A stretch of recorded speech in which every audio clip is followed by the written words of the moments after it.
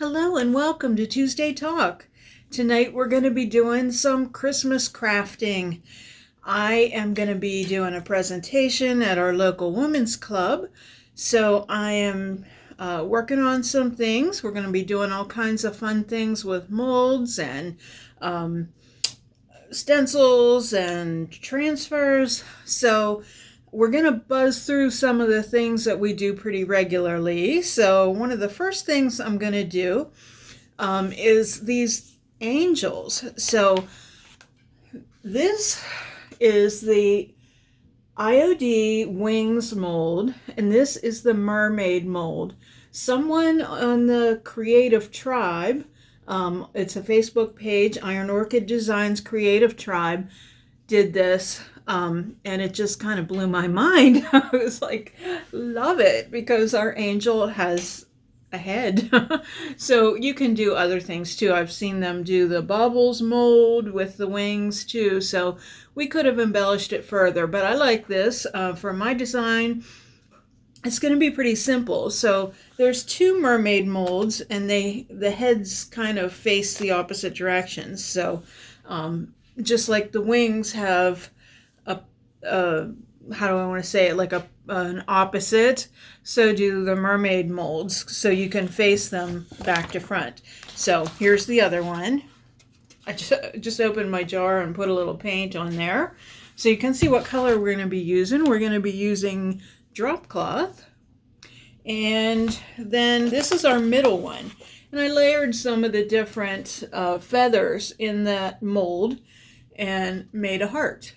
So I'm going to go ahead and put the screen down, and we're going to hurry up and paint this and then move on to our next step. So I'm just sanding the edges down on these. And then we're going to get started with our paint. And just kind of a little bit textural. I don't have any additive in the paint or anything. I did these molds this afternoon, so they're still a little bit on the wet side, but still going to be kind of careful so that I don't lose any of the detail in the mold. If you hear that noise in the background, it's my dog drinking his water. He is a very rhythmic water drinker. A little messy too. But for those of you that have dogs, I'm sure you could tell the same story. I'm kind of doing the outside first, and then I'll come back in and get those details.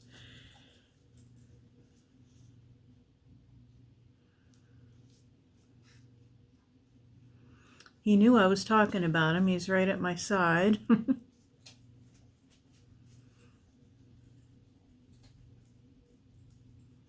So I'd love to know if you're getting ready for Christmas yet at your house. Some people, we were just out this evening, and we noticed people have full-on lights. They're ready to go for the holidays. So technically it's Halloween today. Well, no, it's November 1st. Yesterday was Halloween.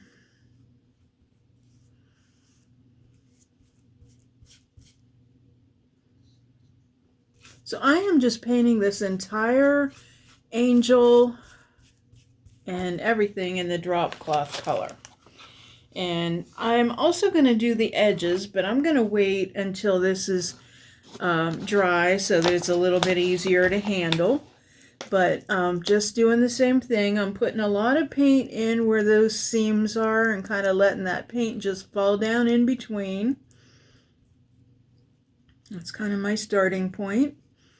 And then around those edges, when I put the molds on, I try to get the glue. I used wood glue to attach them while they were still wet. And you try to spread out the glue as much as you can and get the edges down as much as you can without losing any of the detail. but sometimes like this one, it's kind of layered. I wanted to have a point at the bottom of the heart, so I layered a couple of the feathers so it won't make exact contact with the wood. And that's okay.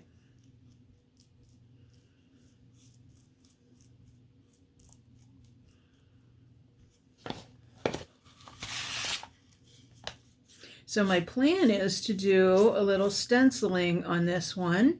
We're going to use some JRV stencils, and I thought we would do peace, love, and joy.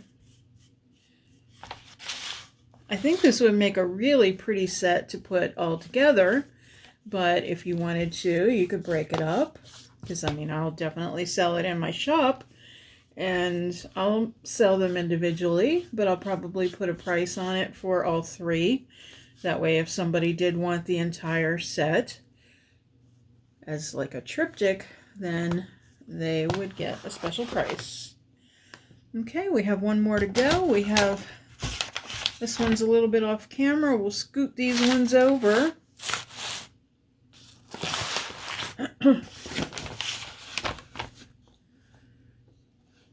And again, starting in the middle, just kind of letting that paint just drip down in there so that all of that is covered.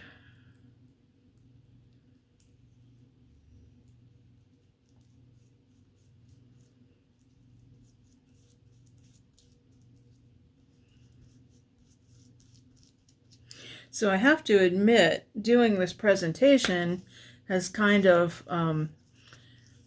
spurred me on to do Christmas.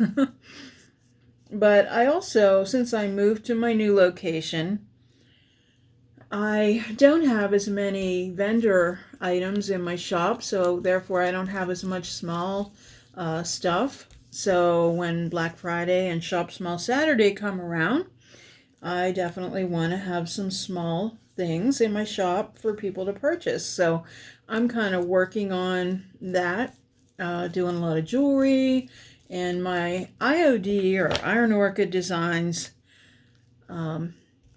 molds and transfers and paint inlays and stamps, all of that good stuff is definitely helping me to achieve that. I've been really having fun lately making some jewelry.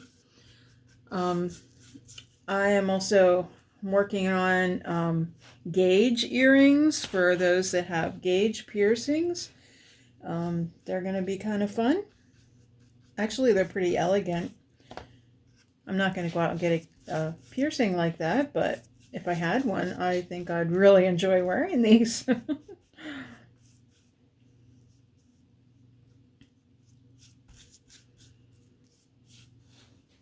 Okay, so that's our first coat. We have our two angels and our heart. So we're going to let these dry a bit, and then we're going to come back. I think I missed a spot there. I'm going to come back and distress them. Okay, so we're back and we've done a second coat. And now we're going to use a JRV stencil. These are their script letter stencils. And we're going to spell peace, love, and joy. And I think it would be interesting to do peace and joy down below and then do the love up top. I don't know why I think that, but I do. We're going to use a little stencil brush here. And I'm not in love with these stencil brushes, but I got them at Michael's, and I think they're a Martha Stewart brand, but just not in love. So I'm using Dixie Belle's Caviar now, and you know you always want to offload most of your paint when you stencil. So I already didn't put a lot on my brush, and then I offloaded it onto my paper here. So I'm doing the P.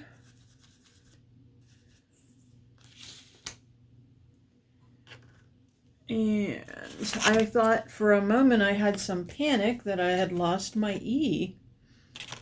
Okay, with these stencils, what's nice is you can kind of just position them like however you would be writing.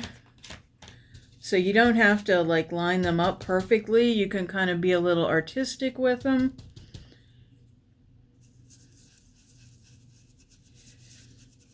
And as for the molds, I used clay on these. I know sometimes you see me use clay and other times you see me use 2-part epoxy, and we're going to be doing a little bit of both, but these were made from clay because I kind of wanted it to just be kind of very textural. Plus I was working with that mermaid mold as well. I knew I was going to be mixing the two together, so I wanted it to be kind of pliable so I could move it around a little bit.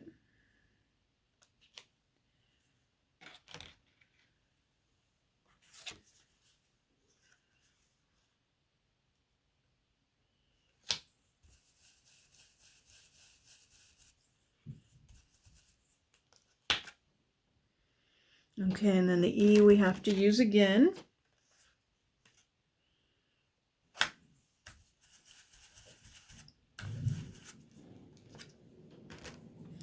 There, beautiful.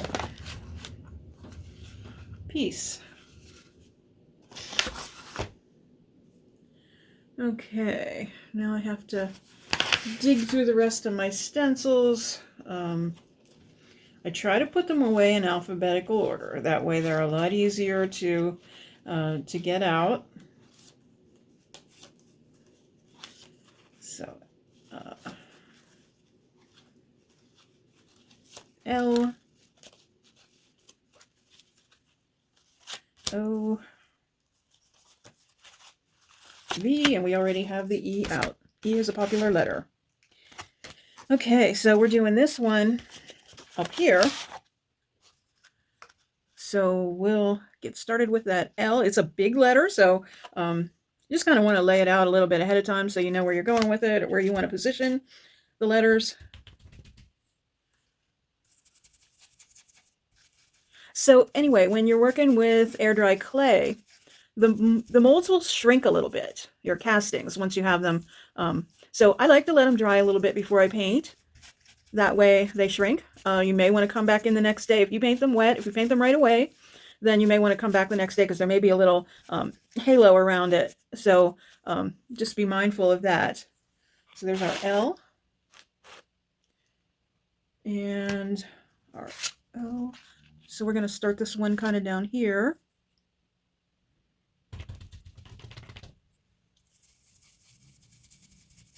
You can either pounce when you stencil or you can swirl. As long as you don't go underneath the stencil, that's what's important. Okay, I kind of had this one like right where the wings go, so at the top of the wings. You don't have to wet your brush every time because you're working with a pretty dry brush. L-O-V and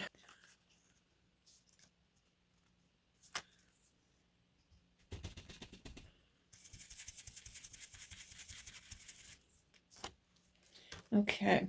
Another hint when you're using the stencils is you might want to have baby wipes handy. Either way, you kind of want to wash them right away. I am really loving this, and I'm glad I decided to stagger the letters. Okay, so now we're going to do Joy. So, and by the way, these are JRV stencils, Jamie Ray Vintage, and I love these stencils because they're such a nice weight. They're not flimsy at all. They're nice, thick Mylar stencils. Okay, so these letters are pretty big, so we're going to kind of put that, like the O, like right under the wings. I'll move this over a little bit, and then J will be there. So, like I said, good to just kind of plan it out a little bit before you start, and then it'll look even. And if you have too much paint on your brush when you're stenciling, you can always offload a little bit like that on the actual Mylar, and that is helpful too. Okay. Oh, like I said, we're going to put that kind of under the wings. They are not wet, when you're done with them, so you can easily just kind of go right over it to put your next letter on there.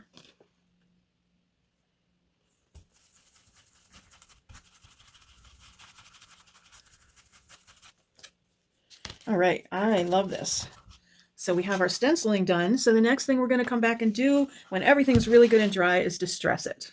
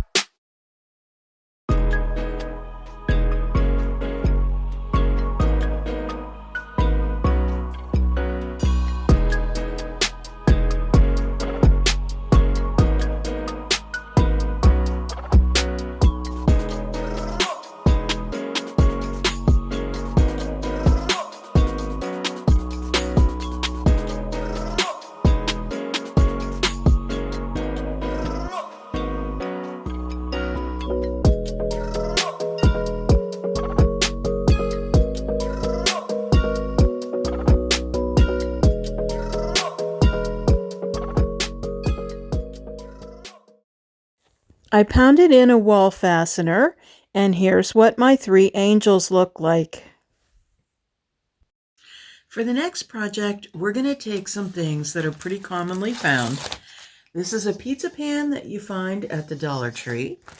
And then these are self-adhesive 12-inch tiles, also found at the dollar store. This one's from Dollar General. It's only $1, not $1.25. We're also going to use some IOD transfers. Not exactly sure how it's going to work out yet, but we'll work it out.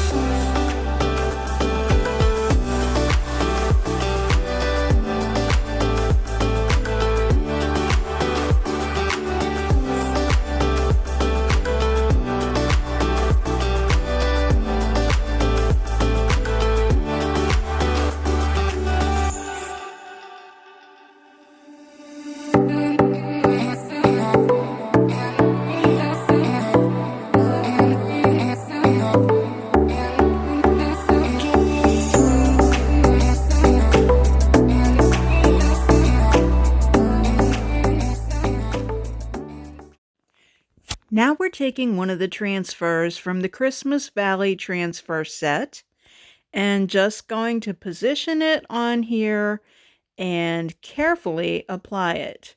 It's a little tricky because the surface is not smooth. Lots of times I was using the corner of the stick. I laid it on here very carefully just so it wouldn't stick before I had it where I wanted it to be, and then use that application stick. And as I mentioned, sometimes it was easier to use like the corner of the stick. It was surprisingly easy to apply to this surface. It seemed like sometimes you could see it just transferring, and because it was uneven, the part that wasn't supported underneath would just transfer, if that made any sense. But if you're used to doing transfers, then you see that how it looks cloudy when it starts to transfer. So you see that a lot in this scenario. So I just continued applying this transfer very carefully, and take your time doing it.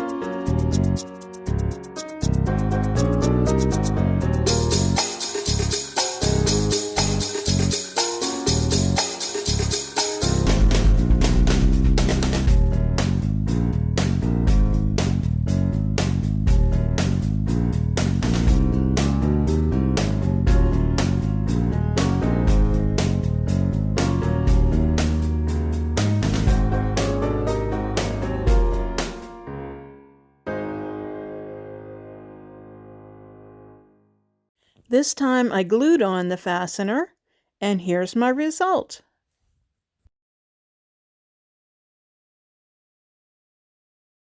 I sure hope you enjoyed tonight's Tuesday Talk, and I will see you next week.